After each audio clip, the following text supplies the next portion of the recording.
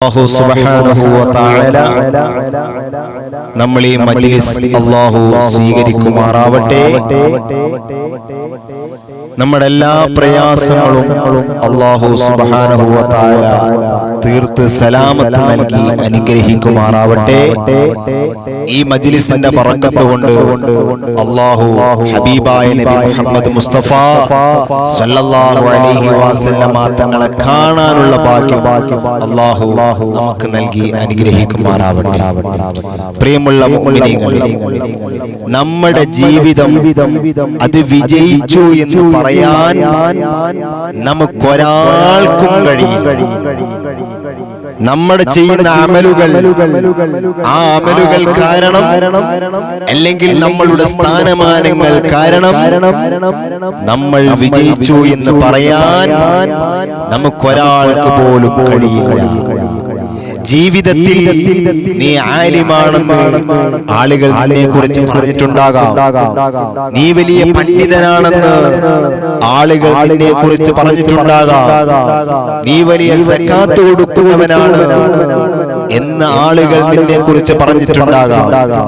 അല്ലെങ്കിൽ നീ നോമ്പനുഷ്ഠിക്കുന്നവനാണ് എന്നിങ്ങനെ ഒരുപാട് പുകഴ്ത്തലുകൾ നമ്മുടെ ജീവിതത്തിൽ നാം കേട്ടിട്ടുണ്ടാകാം. ഒരുപാട് ആളുകൾ നമ്മളെ പുകഴ്ത്തി പറഞ്ഞിട്ടുണ്ടാകാം. പക്ഷേ ആ ഒരു പുകഴ്ത്തലുകളൊന്നും നമ്മൾ വിജയിച്ചു എന്നതിന്റെ അടിസ്ഥാനമായി കണക്കാക്കാൻ കഴിയില്ല. എപ്പോഴാണ് നമുക്കത് മനസ്സിലാക്കാൻ കഴിയുന്നത്? നമ്മൾ മരണപ്പെട്ട് കഴിഞ്ഞാൽ, ആ മരണസമയത്ത് മരണപ്പെട്ട് കഴിഞ്ഞാൽ, നമ്മളുടെ മുഖത്തുള്ള കഫം പുടവ മാറ്റി കഴിഞ്ഞാൽ ആ സമയത്ത് നമുക്ക് പറയാൻ കഴിയും. നമ്മൾ എത്രയോ കേട്ടവരാണ്. മയ്യത്ത് കാണുന്ന സമയത്ത് അവിടുന്ന് പറയും, ഓ എന്തൊരു നല്ലൊരു മയ്യത്താണ്, പുഞ്ചിരിച്ചുകൊണ്ടാണ് മരിക്കുന്നത്, മുഖത്തിന് നല്ലൊരു പ്രകാശമാണുള്ളത് എന്നിങ്ങനെ ഒരുപാട് നമ്മൾ പറയാറുണ്ട്. അല്ലാഹു സുബ്ഹാനഹു വ തആല അത്രയും നല്ലൊരു മരണം നമുക്ക് തന്ന് അനുഗ്രഹിക്കുമാറാവട്ടെ. പ്രിയമുള്ള സത്യവിശ്വാസികളെ, ഒരു വ്യക്തി മരണസമയത്ത്, സക്കറാത്തിന്റെ സമയത്ത് ഏറ്റവും കൂടുതൽ അവൻ വേദനിക്കുന്ന ഒരു സമയമാണ് സക്കറാത്തിന്റെ സമയം എന്നുള്ളത്. സക്കറാത്തിന്റെ സമയം എന്നുള്ളത് ഒരു മനുഷ്യനെ സംബന്ധിച്ചിടത്തോളം ഏറ്റവും ഭയാനകമായ ഒരു സമയമാണ്. കാരണം ആ ഒരു അസ്റായീൽ അലൈഹിസ്സലാത്തു വസ്സലാം നമ്മുടെ റൂഹ് അങ്ങ് പിടിക്കുന്ന സമയത്ത് നമുക്കുള്ള ദാഹം അത് വളരെ കഠിനമായതാണ്. നമ്മുടെ ദാഹം അത് വളരെ കഠിനമായതാണ്. നമുക്ക് എത്ര വെള്ളം കുടിച്ചാലും, ഈ ലോകത്തുള്ള മുഴുവൻ വെള്ളം കുടിച്ചു കഴിഞ്ഞാലും നമ്മുടെ ദാഹം നമുക്ക് തീരുകയില്ല. അത്രയ്ക്കും കഠിനമായ ഒരു അവസ്ഥയാണ് സക്കറാത്തിന്റെ സമയം എന്നുള്ളത്. എന്നാൽ ഒരു വിഭാഗം ആളുകൾ ഒരു തുള്ളി പോലും വെള്ളമില്ലാതെ നല്ല റാഹത്തായിട്ടുള്ള മരണം മരിക്കുന്ന ആളുകൾ ആരാണ്? അവർ പരിശുദ്ധമായ ഖുർആനിൽ ഒരു സൂറത്ത്, പരിശുദ്ധമായ ഖുർആനിൽ ഒരു സൂറത്തുണ്ട്. ആ സൂറത്ത് നമ്മൾ നിത്യമായിട്ട് പാരായണം ചെയ്യുകയാണെങ്കിൽ നമ്മുടെ ജീവിതത്തിൽ നമ്മളുടെ അവസാനം നല്ല സന്തോഷമുള്ളൊരു അവസാനമായിരിക്കും. നമ്മുടെ മരണം അത് നല്ലൊരു മരണമായിരിക്കും.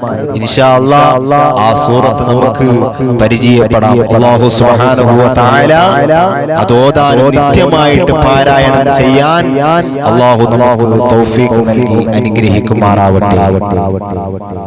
ഇന്ന് നമുക്ക് ചർച്ച ചെയ്യാൻ പറ്റിയ വിഷയം എന്നുള്ളത് കുടുംബജീവിതത്തിന്റെ മഹത്വങ്ങളെ കുറിച്ചാണ്. ഇന്ന് നമുക്കറിയാം, ഇന്നൊരാൾ പോലും കുടുംബത്തിന് വില കൽപ്പിക്കാത്ത ഒരു സമയത്തിലൂടെയാണ് നമ്മൾ കടന്നു പോകുന്നത്. ഇന്ന് കുടുംബത്തിന് യാതൊരു മഹത്വവും കൽപ്പിക്കാത്ത ഒരു കാലഘട്ടത്തിലൂടെയാണ് നമ്മൾ നടന്നു പോകുന്നത്. അല്ലാഹു സുബ്ഹാനഹു വ തആല നമ്മെ കാത്ത് രക്ഷിക്കുമാറാവട്ടെ. പ്രിയമുള്ള മുഅ്മിനീങ്ങളെ, ഇന്നത്തെ നമ്മളുടെ സംവിധാനം എന്നുള്ളത് പെണ്ണും പെണ്ണും വിവാഹം കഴിച്ചാൽ അവിടെ പ്രയാസമില്ല, ആണും ആണും വിവാഹം കഴിച്ചാലും അവിടെ ഒരു പ്രശ്നവുമില്ല. ഇന്ന് നിയമ സംവിധാനം മുഴുവനും അവർക്ക് അനുകൂലമാണ്. ഇന്ന് അവർക്ക് അനുകൂലമാണ്. ആർക്കും എന്ത് തോന്നിയതുപോലും കളിക്കാനുള്ള ഒരു സംവിധാനമാണ് ഇന്ന് നമ്മുടെ മുന്നിലുള്ളത്. ഖുർആനിന്റെ ഓരോ നിയമങ്ങൾ, ഇസ്ലാമികമായിട്ടുള്ള ഓരോ വിധിവിലക്കുകൾ, ഓരോ വിധികൾ ഇന്ന് എടുത്തെടുത്തു പോകുന്ന ഒരു സാഹചര്യത്തിലാണ് നാം കടന്നു പോകുന്നത്. അള്ളാഹു നമുക്ക് ഈമാൻ നൽകി അനുഗ്രഹിക്കുമാറാവട്ടെ. അള്ളാഹു നമുക്ക് ഈമാൻ നൽകി അനുഗ്രഹിക്കുമാറാവട്ടെ. ഒരു മുഅ്മിനിനെ സംബന്ധിച്ചിടത്തോളം അവന്റെ ഏറ്റവും വലിയ അഭിലാഷം എന്താണെന്ന് ചോദിച്ചു കഴിഞ്ഞാൽ, ഒരു മുസ്ലിമിനോട് നിനക്ക് ഏറ്റവും കൂടുതൽ താല്പര്യം എന്താണെന്ന് ചോദിച്ചു കഴിഞ്ഞാൽ, ആ മുസ്ലിം പറയുന്നത്, ആ ഖൽബിൽ ഈമാനുള്ളവൻ പറയുന്നത്, എനിക്ക് ഭക്ഷണം കഴിക്കണം എന്നല്ല, എനിക്ക് നന്നായി ഉറങ്ങണം എന്നല്ല, എനിക്ക് ജീവിതം നന്നായി ആസ്വദിക്കണം എന്നല്ല, മറിച്ച് ഖൽബിൽ ഈമാനുള്ളവൻ പറയുന്നത് എനിക്ക് മുസ്ലിമായിട്ട് മരിക്കണം എന്നായിരിക്കും, എനിക്ക് ഈമാനോടുകൂടെ മരിക്കണം എന്നായിരിക്കും അവന്റെ അഭിലാഷം. എന്താണ് കാരണം? നമ്മൾ ആരും സ്വർഗം കാണാത്തവരാണ്. നമ്മുടെ ജീവിതത്തിൽ നമ്മൾ സ്വർഗം കാണാത്തവരാണ്. ഹബീബായ നബി മുഹമ്മദ് മുസ്തഫ സല്ലല്ലാഹു അലൈഹി വസല്ലമ തങ്ങൾ സ്വർഗം കണ്ടു. ആ സ്വർഗത്തിലുള്ളതായ എല്ലാ അനുഗ്രഹങ്ങളും നമുക്ക് വിവരിച്ചു തന്നപ്പോൾ, സ്വർഗത്തിന്റെ എല്ലാ ആഡംബരങ്ങളും നമ്മോട് പറഞ്ഞു തന്നപ്പോൾ, ആ സ്വർഗത്തിനെ കുറിച്ച് നമുക്ക് അഭിലാഷയാണ്. ആ സ്വർഗത്തിലേക്കൊന്ന് എത്താൻ നമുക്ക് വളരെ അഭിലാഷയാണ്. എന്നാൽ ആ സ്വർഗത്തെ കുറിച്ച് പരിശുദ്ധമായ ഖുർആനിൽ അല്ലാഹു വിവരിച്ചു തരികയാണ്. ആ പരിശുദ്ധമായ ഖുർആനിൽ അല്ലാഹു സ്വർഗത്തിന്റെ അനുഗ്രഹങ്ങളെ കുറിച്ച് പറഞ്ഞു തരികയാണ്. എന്താണ് അല്ലാഹു തആല പറയുന്നതെന്ന് അറിയുമോ? ലഹും ജന്നാതുൻ തജ്രി മിൻ തഹ്തിഹൽ അൻഹാർ. അല്ലാഹു പരിശുദ്ധമായ ഖുർആനിലൂടെ പറയുകയാണ്, സ്വർഗത്തിന്റെ എല്ലാ നിയമവശങ്ങളും ആ ഖുർആനിലൂടെ അല്ലാഹു പറഞ്ഞു തരികയാണ്. അല്ലാഹുവിന്റെ പ്രവാചകൻ നബി മുഹമ്മദ് മുസ്തഫ സല്ലല്ലാഹു അലൈഹി വസല്ലമ തങ്ങൾ പറയുകയാണ്, അവിടെ കുട്ടികളില്ല, പ്രായമായവരില്ല, അവിടെ എല്ലാവർക്കും 33 വയസ്സാണ്. അവിടെ കറുത്തവനെന്നോ വെളുത്തവനെന്നോ വ്യത്യാസമില്ല, എല്ലാവർക്കും ഒരേപോലത്തെ സൗന്ദര്യമാണ്. ആരുടെ സൗന്ദര്യമാണെന്നറിയുമോ? ആരുടെ സൗന്ദര്യമാണെന്നറിയുമോ? മഹാനായ യൂസുഫ് നബി അലൈഹിസ്സലാത്തു വസ്സലാമിന്റെ സൗന്ദര്യമാണ്. അവിടുത്തെ സൗന്ദര്യം കണ്ടാൽ, അവിടുത്തെ സൗന്ദര്യമല്ല നമ്മൾ പഠിച്ചതല്ലേ, ചരിത്രങ്ങളിലൂടെ നമ്മൾ പഠിച്ചതല്ലേ സൗന്ദര്യം. ആ സൗന്ദര്യമാണ് സ്വർഗത്തിലുള്ള സൗന്ദര്യം. ഹബീബായ നബി മുഹമ്മദ് മുസ്തഫ സല്ലല്ലാഹു അലൈഹി വസല്ലമ തങ്ങൾ പറയുകയാണ്, അവിടെ കഷ്ടപ്പാടുകളില്ല, ബുദ്ധിമുട്ടുകളില്ല, രോഗങ്ങളില്ല, മാനസികമായ പ്രയാസങ്ങളൊന്നുമില്ല. അവിടുന്ന് ആരും ജോലിക്ക് പോകേണ്ടതില്ല. ഇവിടെ നമുക്ക് മദ്യം ഹറാമാണെങ്കിൽ, ഇവിടെ പെണ്ണിനെ നമുക്ക് നോക്കൽ ഹറാമാണെങ്കിൽ, ഇവിടെ ഹറാമായ എല്ലാ കാര്യങ്ങളും ഉണ്ടല്ലോ. അത് പരിശുദ്ധമായ അല്ലാഹു നിർമ്മിച്ചതായ സ്വർഗമുണ്ടല്ലോ. ആ സ്വർഗത്തിൽ എല്ലാം നമുക്ക് അനുഗ്രഹമാണ്, എല്ലാം നമുക്ക് അനുവദനീയമാണ്. അറിയില്ലേ, അല്ലാഹു സുബ്ഹാനഹു വ തആല അവിടുന്ന് അനുഗ്രഹങ്ങളെ കൊണ്ട് നിറച്ചതായ സ്വർഗത്തിലല്ലേ നമ്മുടെ പിതാവായ ആദം നബി അലൈഹിസ്സലാം, അബുൽ ബശർ ആദം നബി അലൈഹിസ്സലാത്തു വസ്സലാമിനെ സൃഷ്ടിച്ചത് ആ സ്വർഗത്തിലല്ലേ. ആ സ്വർഗത്തിലൂടെ ആദം നബി അലൈഹിസ്സലാം ഇങ്ങനെ സൗന്ദര്യം ആസ്വദിക്കുകയാണ്. ആ സ്വർഗത്തിലുള്ള എല്ലാ സുഖങ്ങളും മഹാനായ ആദം നബി അലൈഹിസ്സലാത്തു വസ്സലാം അവിടുന്ന് ആസ്വദിച്ച് നടക്കുകയാണ്. കുറെ അങ്ങ് കഴിഞ്ഞപ്പോൾ, കുറെ ദിവസം അങ്ങ് കഴിഞ്ഞപ്പോൾ ആദം നബി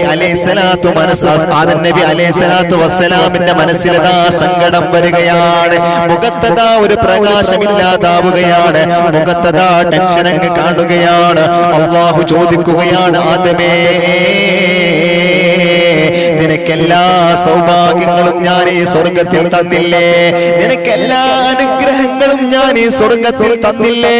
പിന്നെന്താണ് നിന്റെ പ്രയാസമെന്ന് ചോദിക്കുമ്പോൾ അവിടുന്ന് ആദം നബി അലൈഹിസ്സലാത്തു വസ്സലാം അങ്ങ് പറയുകയാണ്, ഈ ഒറ്റക്കുള്ള ജീവിതം മടുത്തു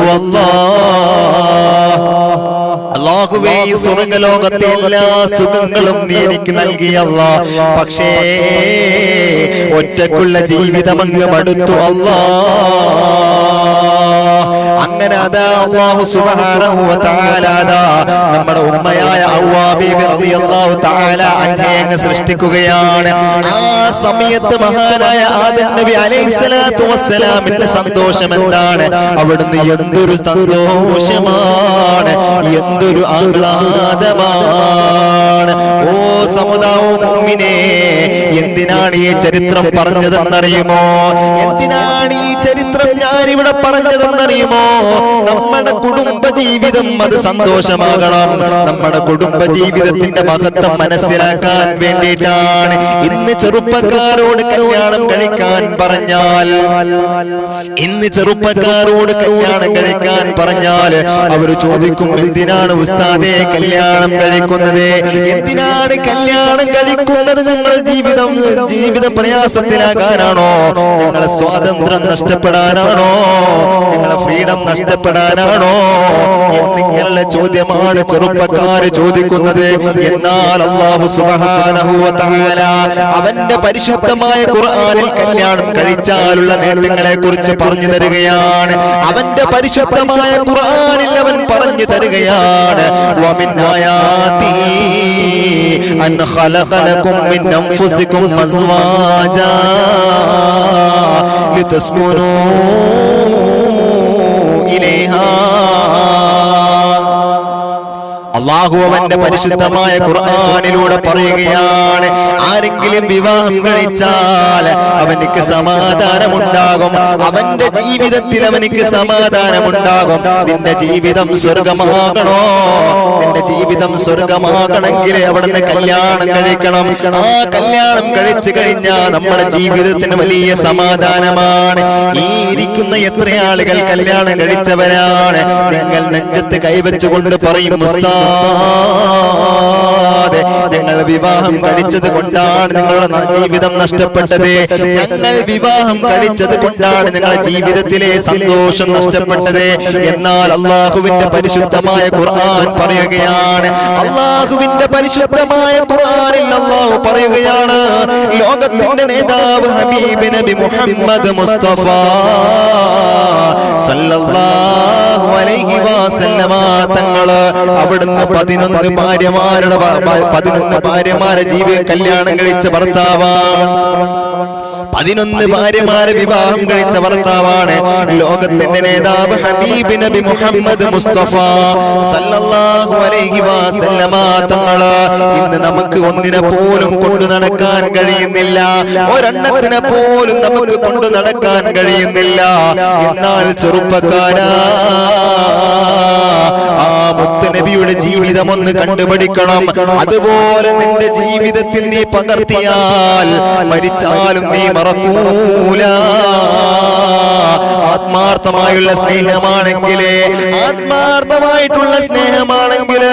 നീ എങ്ങാനും മരിച്ചു കഴിഞ്ഞാൽ നിന്റെ ഭാര്യ മറ്റൊരു വിവാഹത്തിന് തയ്യാറാവൂല.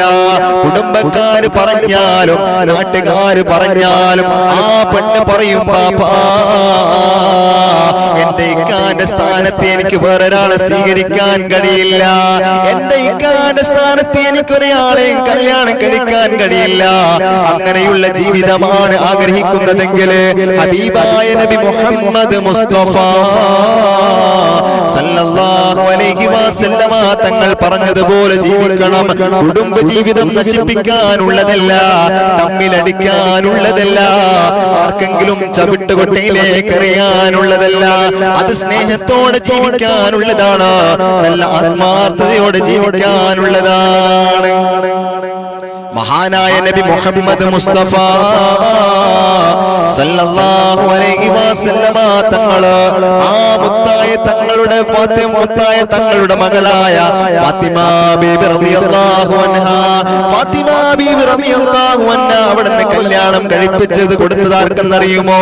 ഒരുപാട് പണക്കാര് വന്നു, ഒരുപാട് കോടീശ്വരന്മാര് വന്നിട്ടും അവിടുന്ന് കരളിന്റെ കഷ്ണമായ ബീബി ഫാത്തിമ റളിയല്ലാഹു തആല അൻഹയെ വിവാഹം കഴിപ്പിച്ച് കൊടുത്തത് ആർക്കെന്നറിയുമോ? മഹാനായ സയ്യിദുന അലി ഇബ്നു അബീ ത്വാലിബ് റളിയല്ലാഹു അൻഹു തങ്ങൾക്കാണ്. ആരാണ് അലിയാര് തങ്ങളെന്നറിയുമോ? ആരാണ് അലിയാര് തങ്ങള്? ഒട്ടകമുള്ള വീടുകളിലേക്ക് പുല്ലുവെട്ടി കൊടുത്ത് ആ തുച്ഛമായ പൈസ കൊണ്ട് ജീവിക്കുന്ന അലിയാര് തങ്ങളുടെ കൈകളിലേക്കാണ് ലോകത്തിന്റെ നേതാവ് ഹബീബ് നബി മുഹമ്മദ് മുസ്തഫ സല്ലല്ലാഹു അലൈഹി വസല്ലമ തങ്ങളുടെ പൊന്നാര പൂമോളെ ഏൽപ്പിച്ചു കൊടുത്തത്. എന്റെ ചെറുപ്പക്കാരാ, ഫാത്തിമ ബീബി റളിയല്ലാഹു അൻഹു അവിടുന്ന് അലിയാര് തങ്ങളെ കൈയങ്ങ് പിടിച്ച് ഈ ലോകത്തോട് വിട പറയുകയാണ്. അലിയാര് തങ്ങളുടെ കൈയങ്ങ് പിടിച്ചിട്ട് ഈ ലോകത്തോട് വിട പറയുകയാണ്. അലിയാര് തങ്ങൾ മയ്യത്ത് കുളിപ്പിക്കുന്നു. വെള്ളത്തുണിയിൽ പൊതിഞ്ഞ് നമസ്കാരം കഴിഞ്ഞ് ജന്നത്തുൽ ബഖീയിലേക്ക് മറമാടുകയാണ്. ജന്നത്തുൽ ബഖീ ഒരുക്കി വെച്ച ആരുടെ മണ്ണിലേക്ക് ജനാസ അങ്ങ് വെക്കുകയാണ്. ആ ഒരു പിടി മണ്ണ് വാരി എറിഞ്ഞുകൊണ്ട് എല്ലാവരും അവിടുന്ന് പിരിഞ്ഞു പോവുകയാണ്. അലിയാര് തങ്ങളും വീട്ടിലേക്ക് അങ്ങ് വന്നു. പാതിരാത്രി ആയപ്പോൾ അലിയാര് തങ്ങൾക്ക് സമാധാനമില്ല. പാതിരാത്രി ആയപ്പോൾ അലിയാര് തങ്ങൾക്ക് വിഷമമാണ്. കാരണം എന്തെന്നറിയുമോ? ഇന്നലെ വരെ ഉണ്ടായിരുന്ന ഫാത്തിമ ഇന്നില്ല. ഇന്നലെ വരെ എന്റെ കൂടെ കിടന്നതായ ഫാത്തിമ ഇന്നെനിക്ക് നഷ്ടമായതിന്റെ പേരിൽ അവിടുന്ന് ഉറക്കം വരുന്നില്ല. ഒരൊറ്റ ദിവസം കൂടെ ഇല്ലാതിരുന്നപ്പോൾ അലിയാർ തങ്ങൾക്ക് സഹിക്കുന്നില്ല. അലിയാർ തങ്ങൾ ഫാത്തിമ ബീബി റളിയല്ലാഹു അൻഹയുടെ ഖബറിന്റെ അടുത്തേക്ക് ചെല്ലുകയാണ്. ആ ജന്നത്തുൽ ബഖീയിലേക്ക് ചെല്ലുകയാണ്. എന്നിട്ട് അവിടുന്ന് അലിയാർ തങ്ങൾ പറയുകയാണ്, അസ്സലാമു അലൈക ഫാത്തിമ.